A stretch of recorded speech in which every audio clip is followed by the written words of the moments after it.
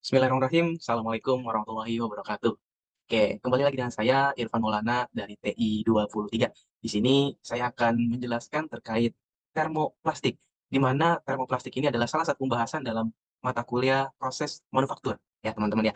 Di sini bukannya saya untuk menggurui atau mengajari teman-teman semua, tetapi kita hanya ingin sharing terkait apa sih termoplastik itu, kemudian gimana sih, atau bagaimana cara pembentukannya dan apa saja jenis-jenis dari termoplastik itu. Oke, teman-teman mari kita lihat.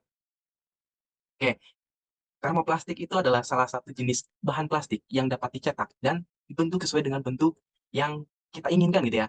Keunggulan dari termoplastik ini ialah jenis plastik yang dapat dimanfaatkan kembali untuk didaur ulang dengan cara dicairkan kembali untuk mereformasi dengan bentuk yang baru. Seperti yang namanya reformasi adalah uh, perubahan bentuk ya teman-teman ya. Kemudian dari sifat plastik ini ada yang bisa dibilang unggul dari bahan metal ya. Jadi bagaimana plastik ini akan menjadi pilihan sebagai produk-produk yang akan kita buat nantinya seperti itu. Yang pertama sifat plastik ini adalah ringan ya. Berat jenisnya yaitu sekitar 1,1 sampai 1,6 di milimeter Hg gitu ya. Kalau untuk logam paling rendah itu di nomor unsur logam magnesium di angka berat jenisnya itu sekitar 1,7. Jadi masih lebih ringan jenis plastik ini teman-teman ya. Kemudian sifatnya itu tahan korosi. Ya. Yang namanya korosi atau karat ya, itu adalah salah satu kelemahan ya dari produk logam. Mungkin ada beberapa logam yang tidak bersifat korosi seperti apa stainless ya, tidak bisa korosi atau karat ya. Dan untuk di plastik ini dia pun sama, bersifat tahan dari korosi atau karat. Kemudian yang ketiga ini ada tahan kelembaban ya. Jadi dia tahan akan sesuatu hal yang lembab, di mana lembab ini akan menimbulkan awal mulanya dari korosi. Yang keempat, plastik ini lebih mudah dibentuk ya. Jadi ada beberapa prosesnya.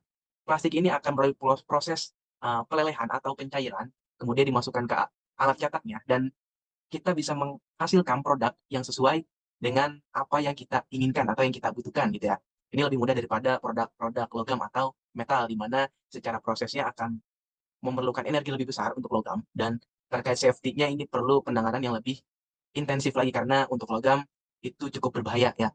Plastik pun sama berbahaya, tetapi secara resikonya lebih minim daripada logam. Kemudian untuk warnanya ini bisa kita warnai bermacam-macam ya. Jadi kita tinggal tambahkan zat pewarna aditif ya untuk menambahkan warna. Ataupun ada salah satu jenis plastik itu bersifat transparan ya, jadi tembus pandang ya teman-teman semua ya. Jadi kita bisa melihat apa yang ada di dalam eee, produk kita seperti botol minuman ya, di mana botol minuman yang kita tahu ada salah satu merek mungkin merek teh, A gitu ya. Dia itu produknya itu dengan botolnya bening atau transparan, sehingga kita bisa melihat isinya seperti apa sih warnanya, bentuknya seperti apa, seperti itu. Itu kelebihan dari plastik. Tapi plastik ini tidak sekuat logam ya, pasti ya. Namanya ada kelebihan, pasti ada kekurangan di situ. Kemudian kekurangan kedua itu, dia tidak tahan panas seperti logam, yang di mana titik, lelehnya itu cukup rendah ya untuk plastik. Berbeda dengan logam, titik lelehnya ini cukup tinggi, sehingga logam akan sangat cocok untuk, bersinggungan dengan sesuatu yang memerlukan ketahanan akan panas, tetapi tidak dengan plastik ini ya teman-teman semuanya. Di sini saya akan menjelaskan terkait jenis-jenis plastik.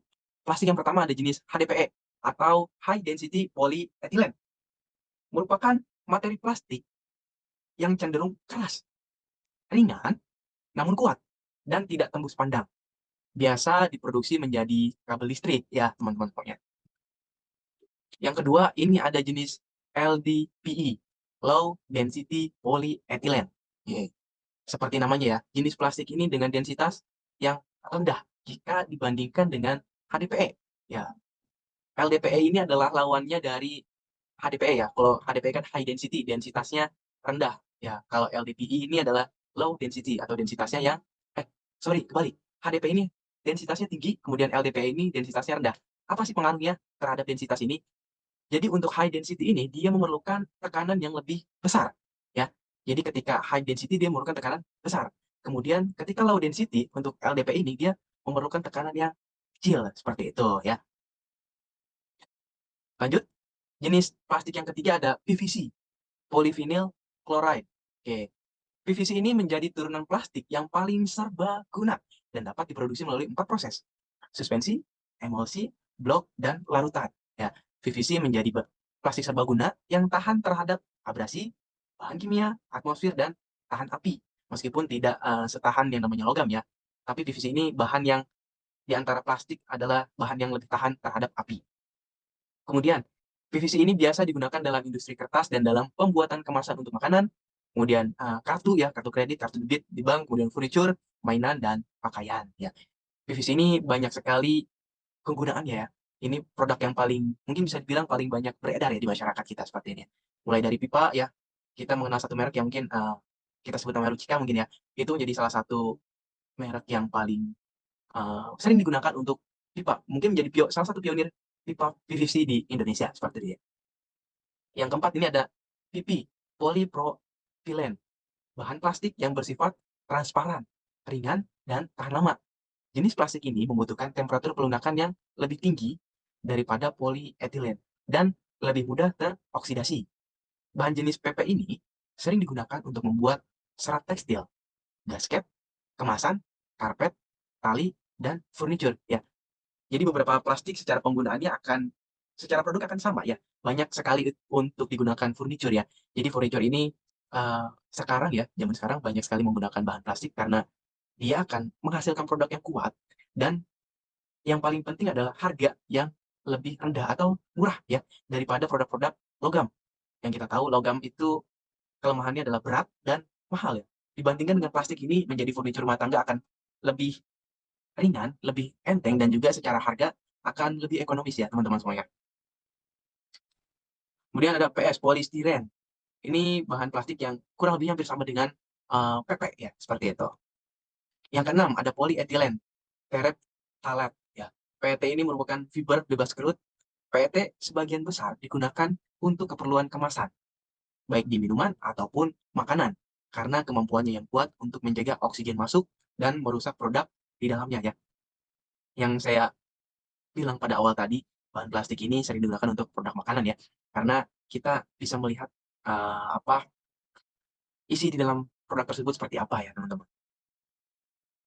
Oke, dari plastik-plastik tadi, ini sebenarnya terbagi menjadi 7 tipe ya. Ya, kita bisa klasifikasikan jenis-jenis plastik ini berdasarkan tanda segitiga. Biasanya itu segitiganya itu terdapat di bawah kemasannya atau di sekitar kemasan itu pasti ada tanda. Fungsinya apa? Untuk menunjukkan bahwa barang ini atau produk ini menggunakan tipe plastik yang mana ya. Yang kita tahu ini secara standarisasi dunianya sudah dibentuk ya. Ada yang pertama, bentuk segitiga dengan angka 1. Ini untuk bahan plastik atau tipe plastik berjenis PET, polyethylene terephthalate ya. Di sini produknya itu ya adalah botol soda, botol air, wadah obat, sisir, tali, tote bag, karpet ya. Kita bisa melihat eee, tandanya itu segitiga dengan angka 1 ya.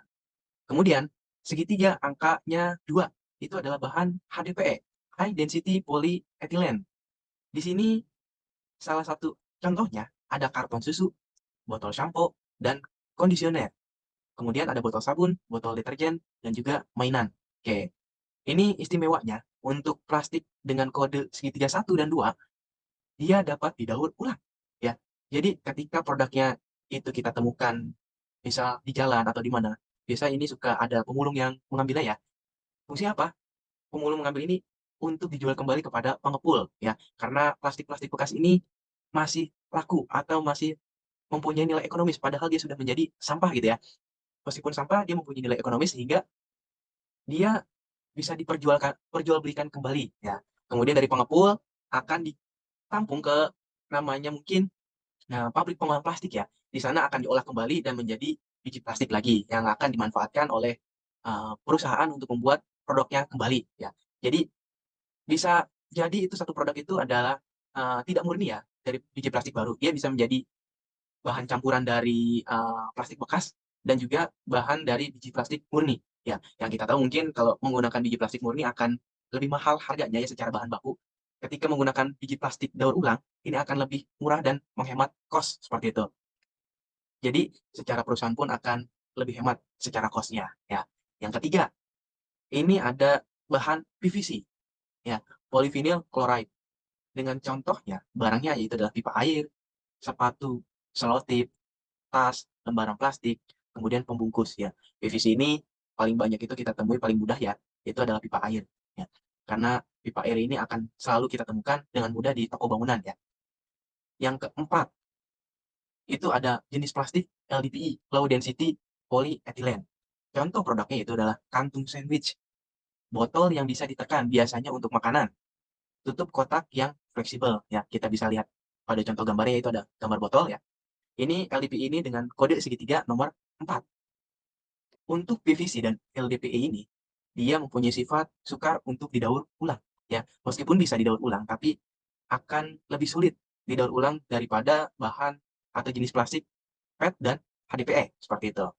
Kita lanjut dengan segitiga dengan kode nomor 5, itu ada bahan PP, polipropilen ya. Ini dengan contoh produknya yaitu adalah popok, Tupperware, peralatan makanan, wadah yogurt, tutup botol, piring, dan peralatan makan dari bahan plastik ya. Ini PP ini paling mungkin sering kita lihat ya untuk produk di masyarakat ya. Terutama popok dan yang paling tidak asing mungkin Tupperware ya. Ini menjadi salah satu uh, koleksi mungkin ya. Ibu-ibu biasanya yang suka mengoleksi Tupperware ya. Yang dimana bentuknya ini menarik seperti itu, warnanya bagus ya, cantik gitu. Jadi untuk wadah makanan, untuk wadah bekal anak-anaknya ini sangat menarik ya. Kemudian di segitiga dengan kode nomor 6 itu ada bahan atau jenis plastik PS, polystyrene or styrofoam. Ya, jadi untuk penggunaannya untuk gelas kopi, peralatan makanan, dan bantalan busa. Ya, ini juga paling banyak kita temukan ya gelas plastik.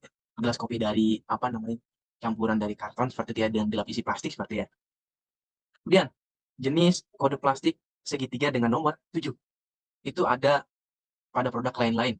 Yang pertama itu adalah polikarbonat, kemudian politit, kemudian ada akrilik, kemudian ada akrilontril, kemudian ada butadin, ada stirin, fiberglass, dan nilon. Ya. Contoh produknya itu adalah kemasan CD dan DVD. Ya, kita tahu mungkin uh, sekarang sudah jarang yang menggunakan CD dan DVD ya. Banyaknya sekarang secara file itu mengirimkannya via WhatsApp mungkin ya, via digital sekarang. Mungkin kalau zaman dulu itu menggunakan CD atau DVD sebagai penyimpanan dokumen. Kita tahu CD dan DVD ini sangat rentan ya ketika apa namanya CD-nya itu tergores, maka isi di dalam CD-nya itu atau DVD itu akan rusak ya. Maka kita membutuhkan uh, kemasannya untuk melindunginya. Jadi bahannya itu dari jenis plastik ini ya. Kemudian ada botol air berukuran besar ya. Biasanya botol-botol air mungkin yang galon seperti yang menggunakan bahan plastik jenis ini.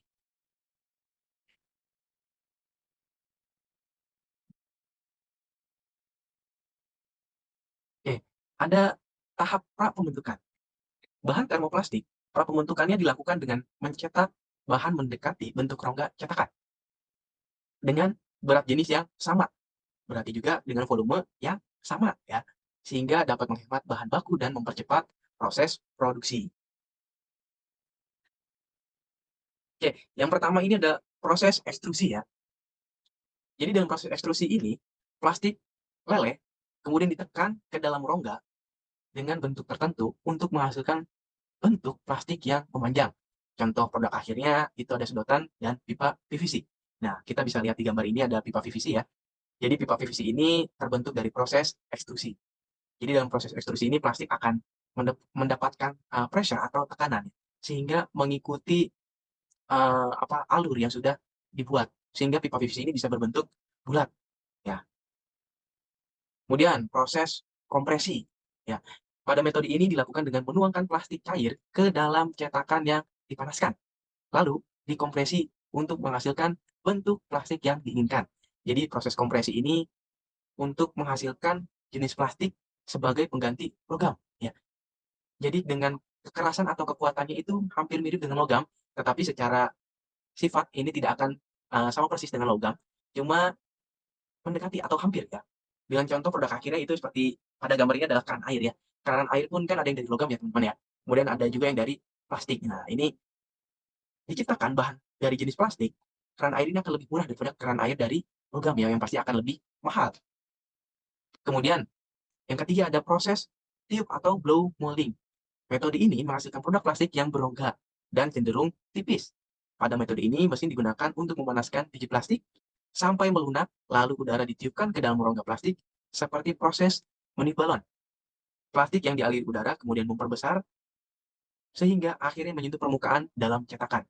Dalam proses tiup ini atau blow molding ini menggunakan alat cetaknya yang dinamakan molding ya atau mold ya.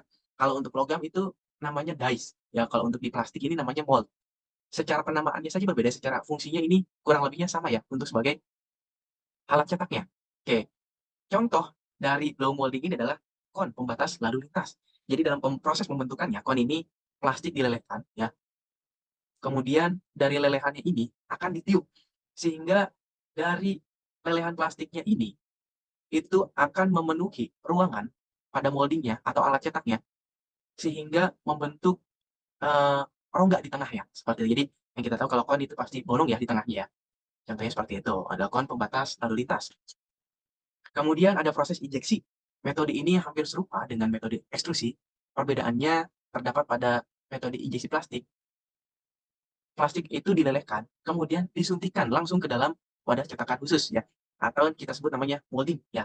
Kalau plastik itu alat cetaknya mold ya teman-teman ya. Kemudian sedangkan pada metode ekstrusi, plastik tidak melalui tahap pembentukan dengan wadah atau cetakan ya. Jadi tidak ada penggunaan mold ya pada ekstrusi. Pada injection atau injeksi ini ada yang namanya melalui tahap pencetakan dengan alat bantunya mold. Contoh produk akhirnya adalah wadah telur pada kulkas. Ya, siapa sangka wadah telur yang sering kita lihat ini berasal dari proses injeksi molding ya. Jadi plastiknya itu disuntikkan ke dalam cetakan yang akan memenuhi ruang atau rongga dalam cetakan tersebut ya. Kemudian ketika plastiknya itu memenuhi, itu akan melalui proses yang namanya pendinginan sehingga plastik akan mengeras ya. Kemudian setelah plastiknya mengeras, cetakan akan terbuka dan kita bisa melihat hasil cetakannya seperti itu. Oke, teman-teman, itu yang saya bisa share kepada teman-teman pada kesempatan kali ini ya. Jadi mudah-mudahan pembahasan terkait plastik, terutama pada termoplastik ini berguna untuk teman-teman, dapat bermanfaat untuk kita semua ya. Jadi pada kesempatan kali ini mungkin ada kekurangan ya dari penyampaian yang saya sampaikan. Kekurangan itu datangnya dari saya, mungkin lebihnya itu datang dari Allah Subhanahu wa taala ya sebagai zat maha mengetahui, zat paling agung ya, seperti itu ya. Oke, mungkin itu saja dari saya. Assalamualaikum warahmatullahi wabarakatuh.